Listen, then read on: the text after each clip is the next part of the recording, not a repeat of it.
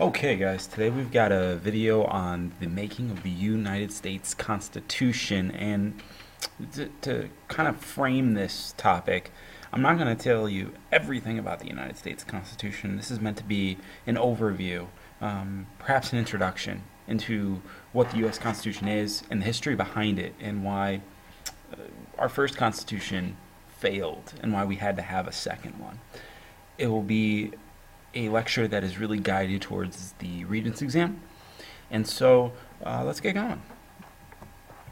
First thing you got to know is that the United States had a constitution. They didn't call it that at the start. They called it the Articles of Confederation. And when I say Articles of Confederation, you should automatically say weak, right? The Articles of Confederation were weak, and there were four major reasons for it. I'll try to go through, take you through those causes of why it was so weak, and then hopefully just kind of lay them out for you really quick. So, to do this, we've got to start with after the Revolution. And after the Revolution, the colonies wanted to expand, and this has to do with the French and Indian War going all the way back to before the Revolution even started. That there was this area where we have modern-day Ohio and Indiana and Illinois, the Ohio River Valley, as we call it. And it was that territory that the colonists wanted to expand, and France wanted that territory, and England wanted that territory, and it was a really good fur trading area, and so there was a lot of wealth to be had if you could take that land over. And of course, the Native Americans had already had that land. This was their homeland. And so what the United States decides to do, or the 13 colonies decides to do after the Revolution, is they push into this territory. And they pass something called the Northwest Ordinance of 1787.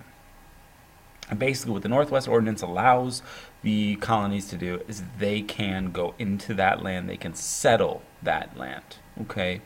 Little by little, of course.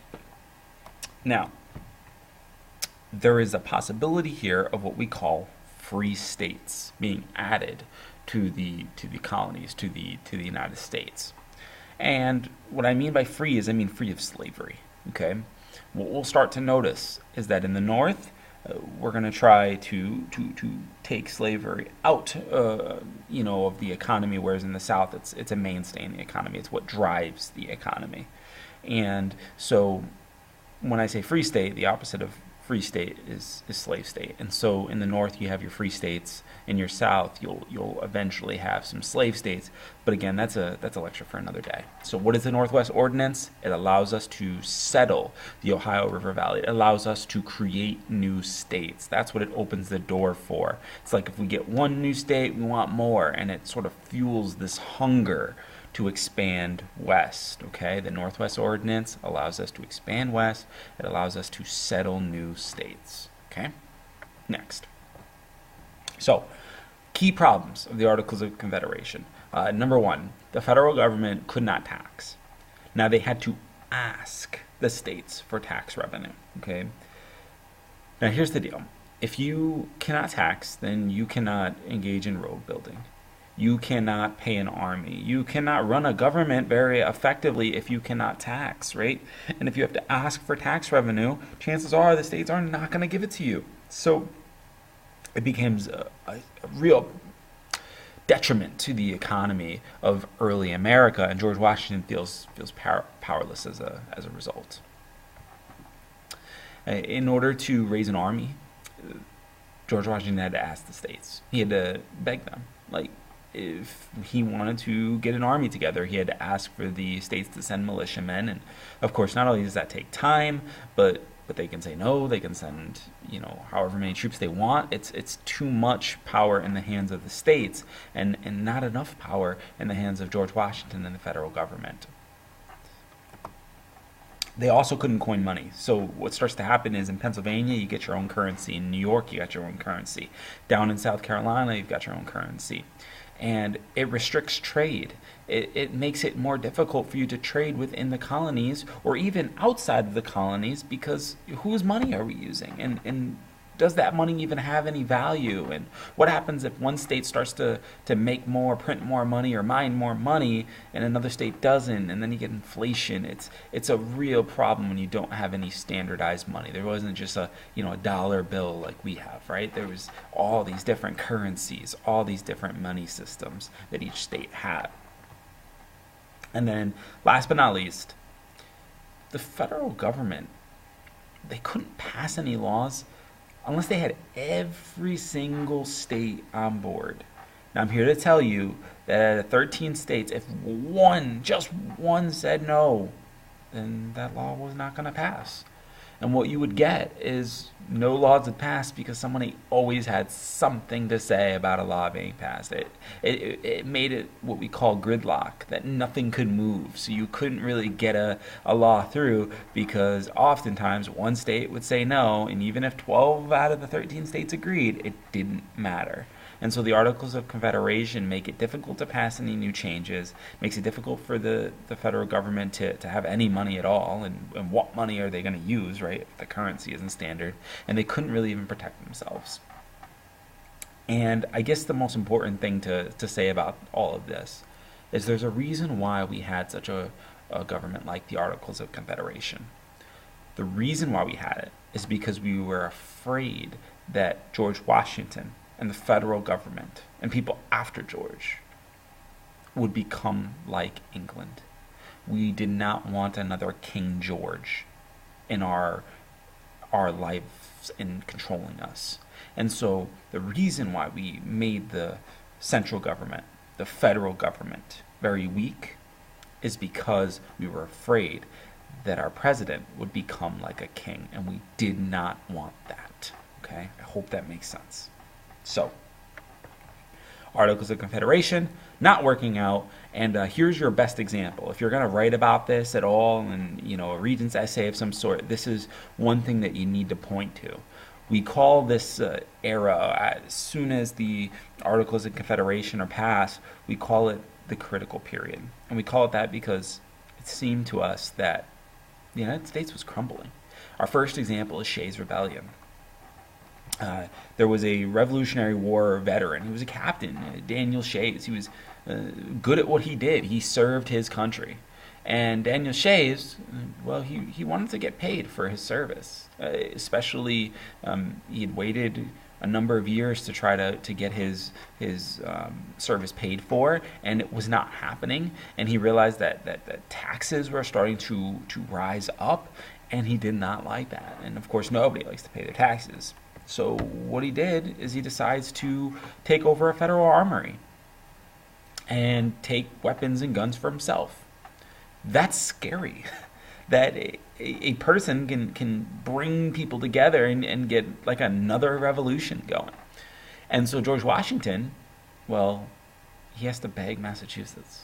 He's like, Massachusetts, will you put down this rebellion? Will you send your militia force? Because I don't have an army to send, right?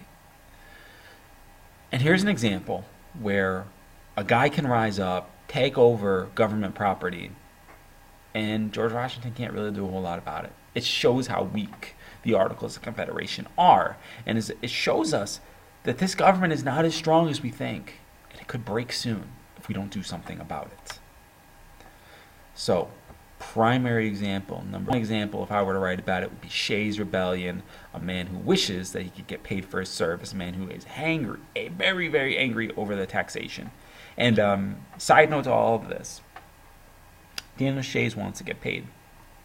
I don't think that George Washington didn't want to pay him for some evil reason. He didn't have any money to pay him, and you should know why that is. He was unable to tax the states effectively.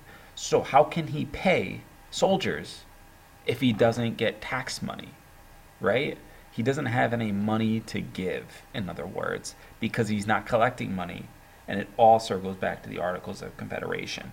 So this is circular. It is every cause has an effect, right? And in this case, because you can't tax and because you don't have a military, you get Shays Rebellion, okay? So, with all of that being said, that's really, really bad. And there's a little known story that I like to tell my students on March 15th, 1783. that again shows some of the weakness of the Articles of Confederation, but it also shows the strength of George Washington, and I think it's worth telling, so I'll tell it to you. On March 15th of 1783, George Washington decided that he needed to have a conference, a call with some of his delegates, people closest to him, specifically a lot of Revolutionary War veterans. And he did this because Alexander Hamilton, his financial advisor, had come to him and said, listen, George, people are talking about taking your life. They're talking about the Ides of March. They're talking about what happened to Julius Caesar, right, with Marcus Brutus and all the senators. They're talking about assassination.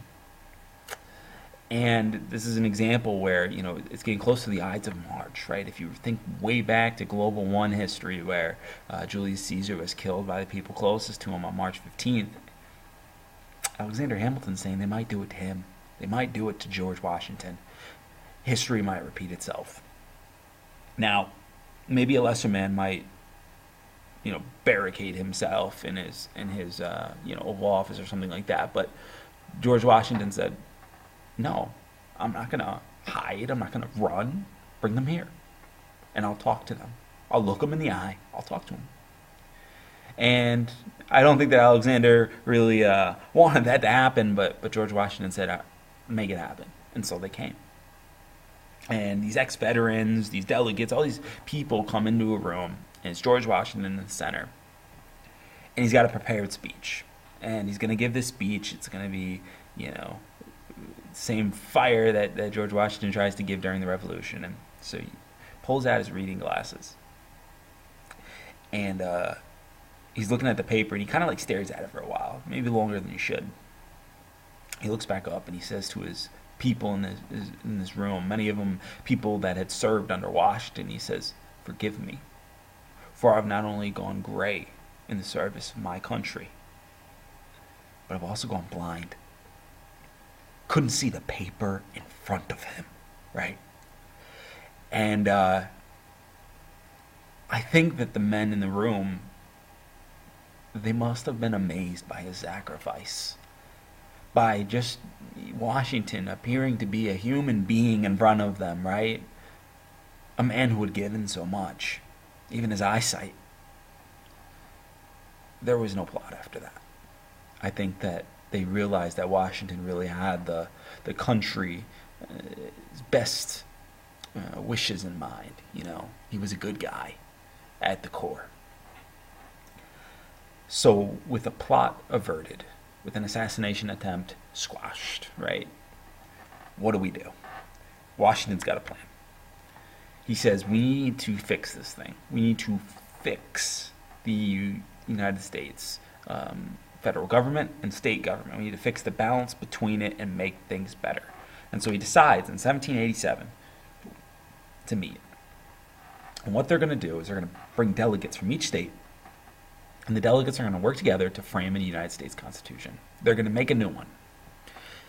And this new one has got to be better. It's got to be stronger in some ways. And so these delegates come together, and many of them will be called, as we know today, the framers of the United States Constitution.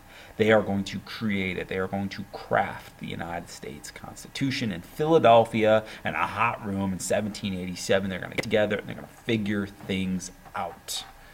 And some of the key framers that we should know about, George Washington, of course, trying to be neutral, trying to keep everyone together and be a leader in the room. And I think George Washington was able to do that pretty well. But you've also got James Madison, who is doing a lot of the writing for the Constitution. He is certainly a man that we forget in history, but we shouldn't. He had a huge impact on how our United States Constitution should be seen. And of course, Alexander Hamilton, again, able to really put his imprint on this thing. Hamilton wants a strong federal government, you know, because of like Shays Rebellion. And so he wants to make things different. And we'll see that this stronger central government, this stronger federal government, that's Alexander Hamilton's imprint on us and on the United States government as a whole. So, at the convention, they decided to create a system, a legislature, Basically, what we wanted to do is we wanted to create three branches of government, and one of the branches, which I'll talk about later, is the legislature. It is the legislative branch, the branch that makes laws. And what the states were fighting over is, how do we put people in the legislature, in the Congress, as we'll call it, okay? Who is going to be sent there to make laws? Should we do it by equal representation? Should everyone send two people out there to make laws? Or should we do it more by population, where bigger states send more people because, well, they have more people in their states? How do we balance this thing? And so there was a lot of fighting between the different states. So on one hand, New Jersey, little state of New Jersey, believed that they were going to send equal amounts of representatives to this new legislature. That everyone would send two people, and that would be it. It'd be very simple, very easy, and everything would be equal. From a small state perspective, that's really, really nice, because even if you have a few, very few people in your state compared to, a big state like New York or Pennsylvania or Virginia, right? From your perspective, that's equal. But for a bigger state, they were like, that doesn't make sense because I have more people, therefore I need more representation. And so we come out with the Virginia plan. And the Virginia plan basically says that the legislature should be represented through population. Okay, so I got my New Jersey plan on the top. It's all about equality. The Virginia plan, no, that's about population. Okay, so if you have more people in your state, you would send more representatives to the legislature, to Congress. Okay, so maybe Virginia would send 20 people, whereas Rhode Island might only send 3 people. Okay, and New York might send 15 people. It all depends on your population, in other words, for the Virginia plan. Now, big states and small states were just battling over this. Back and forth, population, no, equality. And finally, the states came together and they decided to make a great compromise between the two. And they called it the Great Compromise. Or, as we also called it, the Connecticut Plan, because guess what? Connecticut comes up with it. And basically they said, why don't we take both plans and mash them together? And they created a bicameral legislature. Bicameral meaning 2 houses, okay? The Congress is made up of 2 separate houses. One we call the House of Representatives, the other we call the Senate. Now, in the Senate, you have equal representation, just like New Jersey had asked for, right? Everyone gets 2 senators, that's it, done. So you send 2 senators over there, and they are going to be looking at laws, okay? On the other side, you get the House of Representatives, and that's basically the Virginia plan. So bigger states send more people in the House of Representatives. What happens when a bill comes through is it goes through the Senate and it goes through the House of Representatives. If you get a majority in the House to agree to the bill, and you get a majority in the Senate to agree to the bill, then it goes through the Senate and it goes through the House and it ends up on the president's desk. And then the president can choose to sign off on it, or the president can choose to say no. And when he says no, there's a whole different process that gets established. So I'll talk about that process, but for now, how does a bill become a law on a basic level? It's got to go through the Senate, which is equally represented. It's got to go through the House of Representatives, which is based on population. And if a majority of the House and a majority of the Senate agree to the bill, it ends up on the president's desk. Okay? Basic idea, basic core of a bill. Now, that wasn't the only compromise being made. So the Great Compromise, just one compromise being made. The next one will make you sick. It's called the Three-Fifths Compromise. There became a question. Okay, so we got population down. That's how the House of Representatives is going to be made. Okay. Well, southern states say, well, our slaves should be counted, right? And northerners are like, absolutely not. That doesn't make sense. They don't have any rights. You treat them less than human as it is.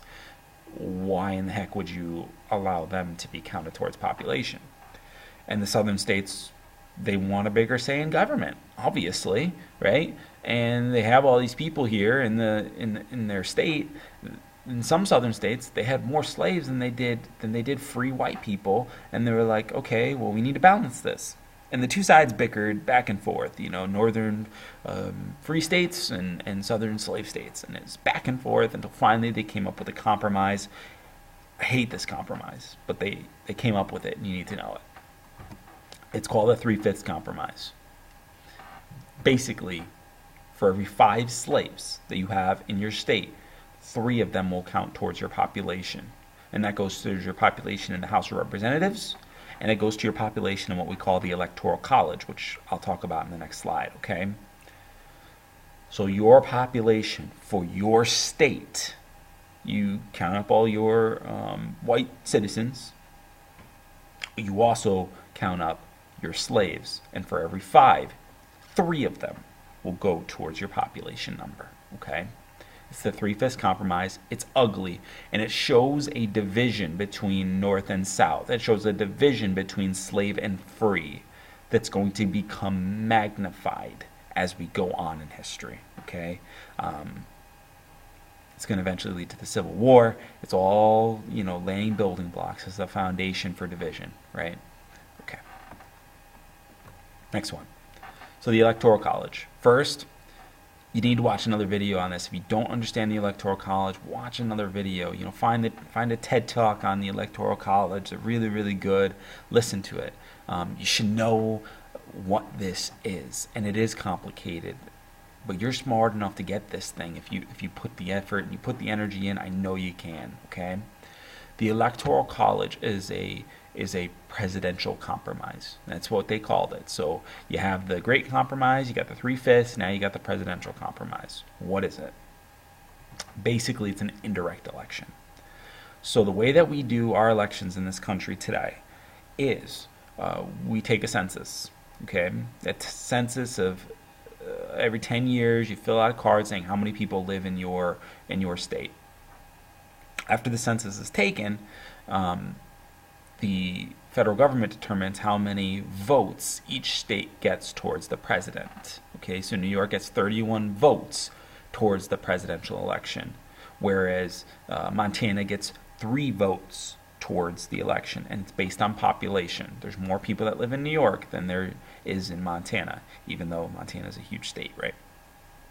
So what happens next is when you have the election and people are running, for the election, what will start to happen is everyone will go out and they'll vote. They tally up those votes, and whoever has the most votes, even if it's only by 1, doesn't really matter, okay?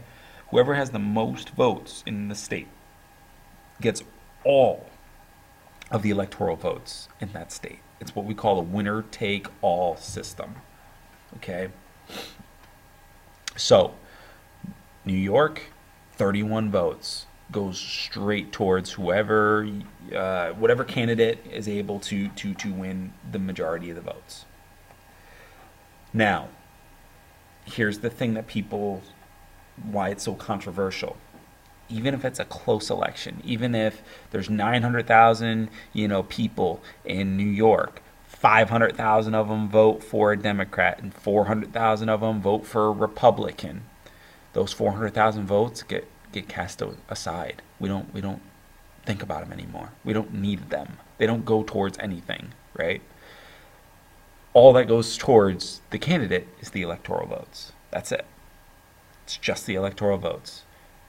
We don't have a popular election. It's not vote per person. That's not how it works. It's by electoral votes. It's a winner-take-all system. So, win the majorities, and what starts to happen is you want to win the big states. You want to win California because they have 55 electoral votes. That's crazy big, right? You want to win Texas, 34 electoral votes. Again, that's a lot of people you can win. Florida, 27. Pennsylvania, 21. New York, 31. Win the big states, because a lot of those small states, you can win a bunch of them. Doesn't really matter. I mean, North Dakota, South Dakota, Nebraska, Kansas, Oklahoma, you win all of those, you still don't have as many as New York. So you'll see that candidates tend to go to the bigger states because that is where the electoral votes are. Okay. So to summarize, we get electoral votes by population, right? It's all by population. When you have a vote, even if you only win by one, okay, whoever wins the most votes gets all of the electoral votes. The loser gets nothing. Gone. Nothing. All those votes that went to the loser, gone. Throw them out. Don't need them anymore. Okay? Winner take all system. If that still doesn't make sense, watch a video or see me, talk to me. We'll try to make sure you understand the Electoral College. And by the way, the lucky number to win is 270. You win 270, you win the election, because there's 538 total, so you need 270 to win. Okay? Next. Let's talk about vocab, because there's a ton of vocab here that I want you to know a little bit about. Number one, the United States Constitution is created by factions in many ways. And George Washington tried to encourage us to not have factions. Ultimately, like many things George said, we didn't listen to him enough. And a faction is just basically a group of individuals with a common goal. So Democrats, Republicans, they all have a group, but they're committed to one goal. Right? Republicans have their goals. Democrats have their goals. Then the National Rifle Association, the NRA, they have their goals to protect the Second Amendment, right?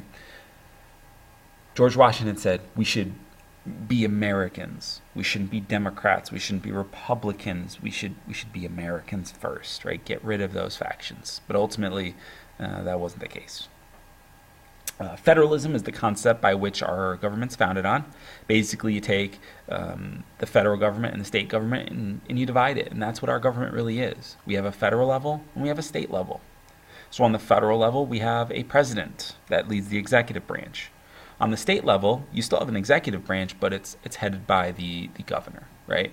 There are state legislatures that make state laws, but then there is, of course, Congress who makes the big federal laws, okay? So just like there's a Supreme Court for the judicial branch, and then there's the local courts for the state government, there's a clear division.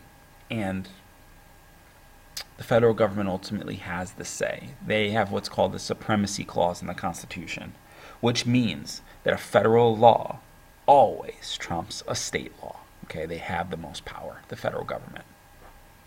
If you're interested in further reading on this stuff, the Federalist Papers do a better job than I ever could of explaining our Constitution, in that they go into much more depth.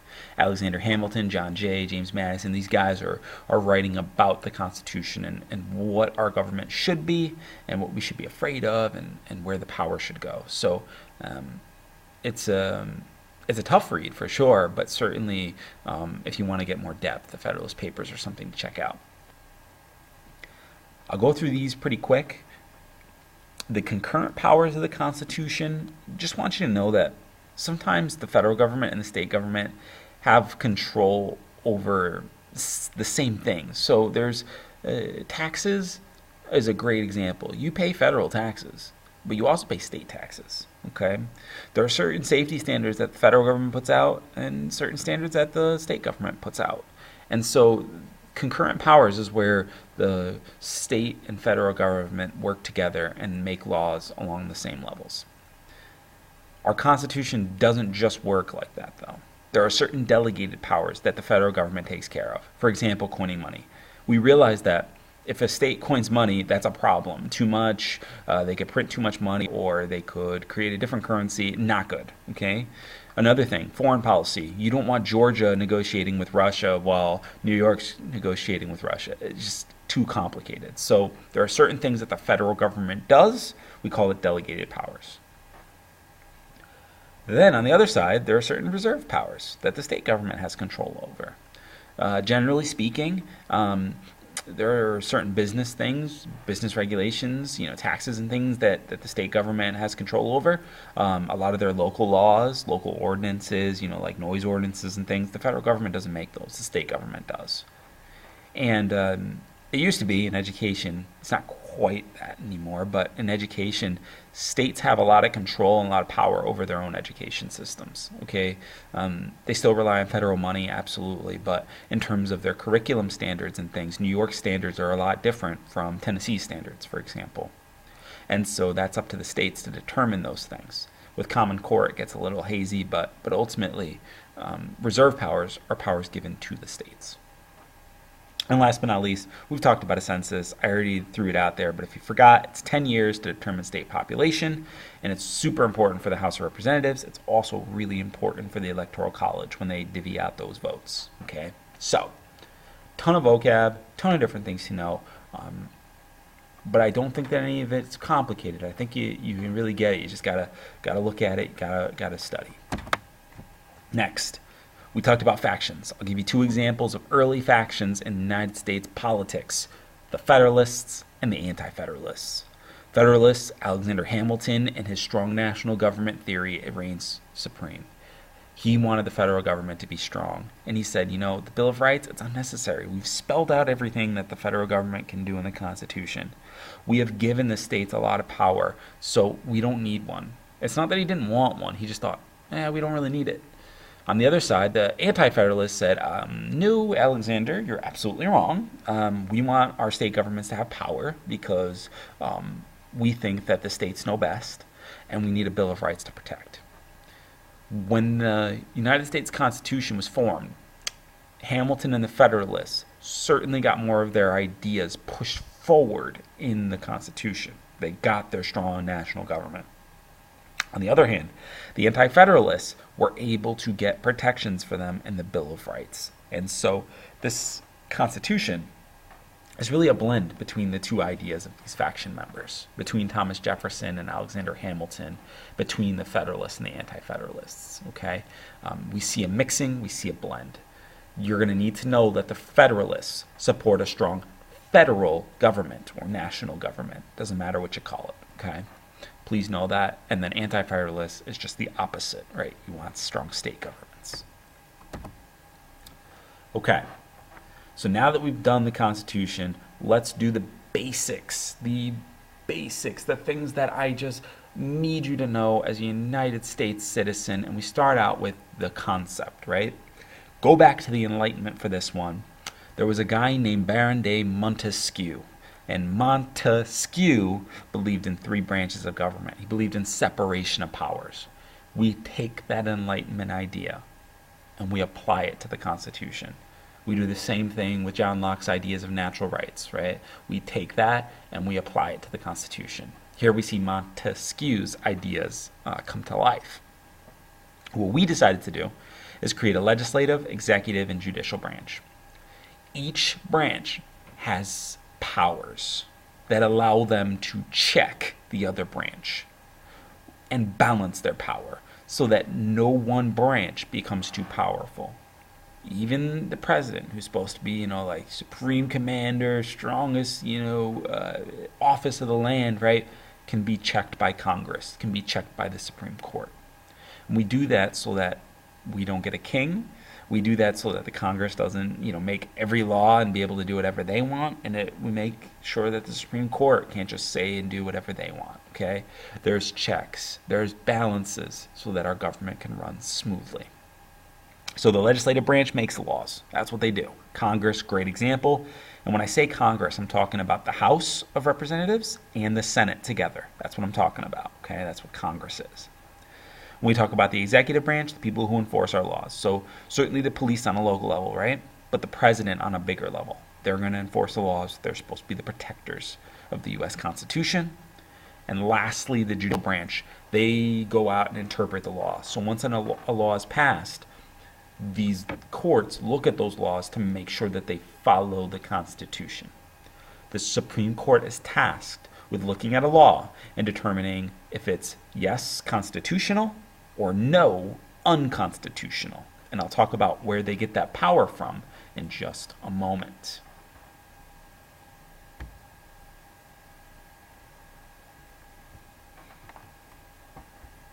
Okay, let's do some amendments.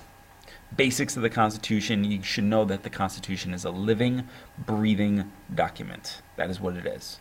It is allowed to change, and that's what amendments can do for us. So when we pass an amendment, for example, we passed the 13th Amendment.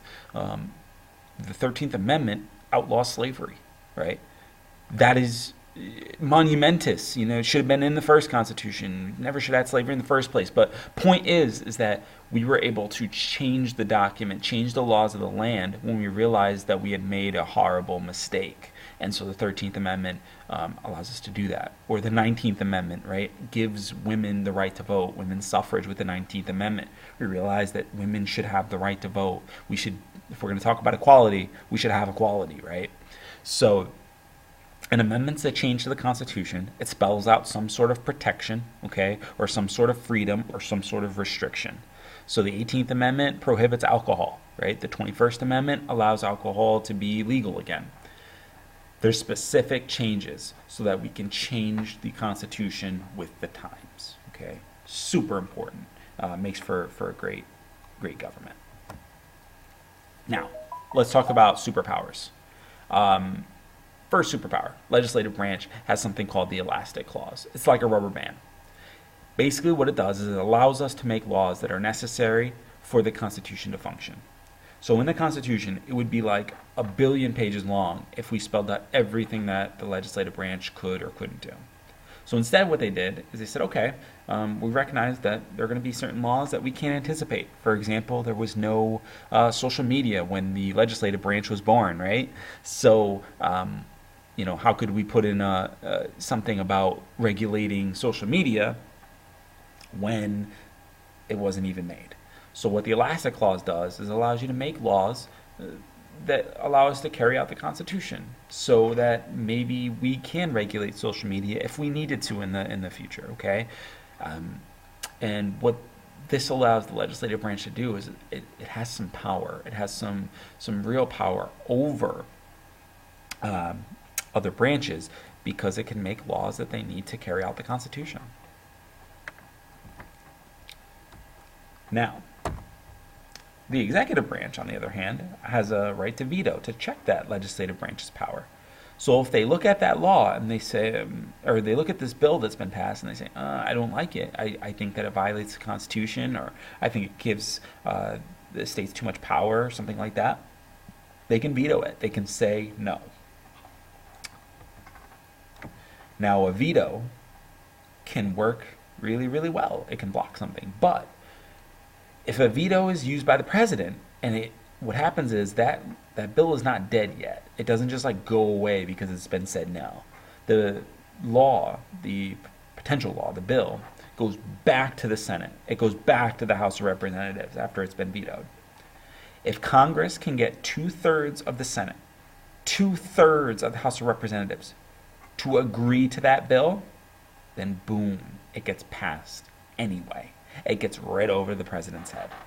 So, slow it down for a second. Let's say a bill goes through the House, a bill goes through the Senate, and by a majority, by 55%, they pass that bill. It goes to the president's desk. The president looks at it and says, oh, okay, they passed this bill. I don't agree with it. If the president vetoes that bill, it goes right back to the Senate, it goes right back to the House. They can do another vote.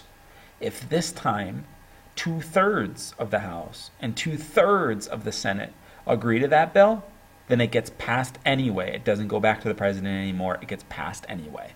What that is called is it is called an override. Okay, you are able to override the president. Okay, now, in addition to an override, something cool that a president can do, and it's supposed to be a really good thing, is the executive orders. When America's in danger, the president is supposed to be able to act really fast. They can pass an executive order. For example, if a nation is trying to invade America, normally, when you want to go to war, a president must ask the Senate and Congress for the right to go to war, a declaration. If we're being attacked, you don't want to call Senate and the House of Representatives and get them to meet together and talk about it. You don't have time. And so you can pass an executive order, take executive action, and fight back immediately. So an executive order is supposed to be in the Constitution to protect us when we're in danger. It's supposed to give the president this ability to stand up and really, really be a powerful voice and protector of the Constitution and a protector of our citizens. That's what it's supposed to be like in theory, okay? In practice, Sometimes certain presidents have used executive orders to push their agenda. Whatever they want to do, they'll pass it and they'll say America's in danger if I don't get this law through, and they'll issue executive orders, and they'll kind of use that to go over the head of the legislative branch. And it kind of gets really nasty. So the president will say that we have to do something, and Congress will be like, well, you have to go through us, and he'll say, no, we have to do this because we're in danger. And it becomes really dicey and becomes really nasty, and what the legislative branch will do is they won't fund whatever the executive order is because they have all access to all the money. So it becomes very difficult. It gets way more complicated than what I'm even explaining to you. But point is that when America's in danger, you can use an executive order. And I just want you to know that American presidents have taken advantage of this a little bit. Maybe a lot of it, if I'm being honest with you. Okay, next. The judicial branch. Where is their power? Their power lies in a Supreme Court case, actually. Marbury versus Madison. And the Supreme Court case is what leads to it is judicial review. Judicial review would be their superpower. It is their thing that makes them powerful.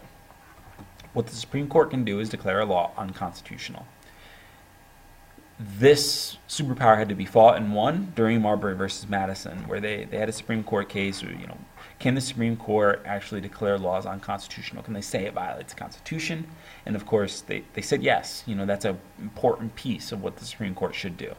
So the Supreme Court has the ability to look at a law that's been passed through Congress, that's been passed by the president, and say, wait a minute, this law that they're passing, Congress, the president, they're taking advantage of the people. They're taking advantage of Congress, and they can strike it down. They can say, no, that violates the Constitution. It violates, the First Amendment of free speech, or violates the Second Amendment of having the right to bear arms.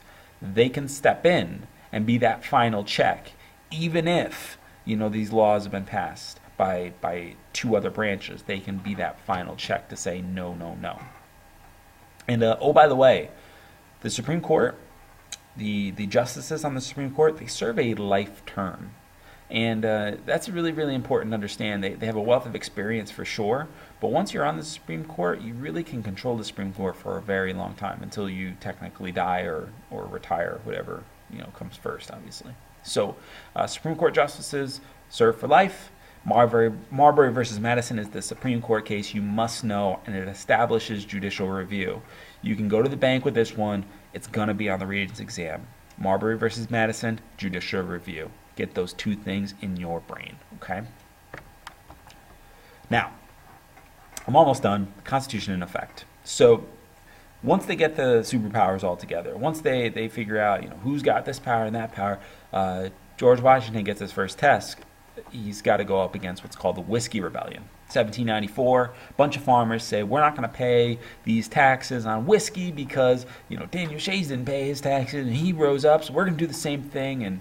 And they're angry. They're angry at the taxation. And so George Washington has to show his power. And he does. He absolutely does. He puts down the revolt. He commands the state militias. He's the head of the military, goes down there and ends this rebellion. And it shows that we're not weak anymore. This isn't Articles of Confederation anymore. This is the United States Constitution. It's got a strong federal government. We are powerful. We are strong.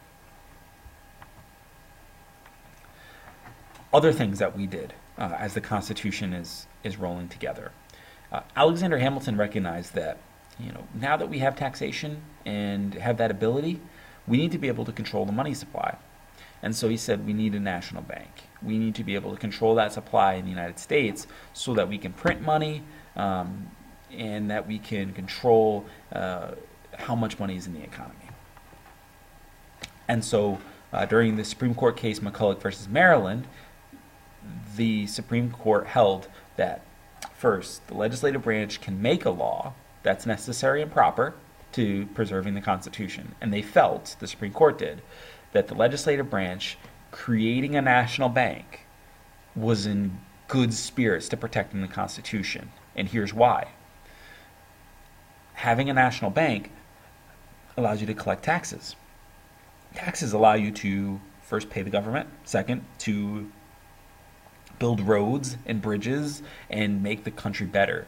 And so the Supreme Court said, yeah, we need this national bank. It makes sense. It's totally fine within the elastic clause to do it.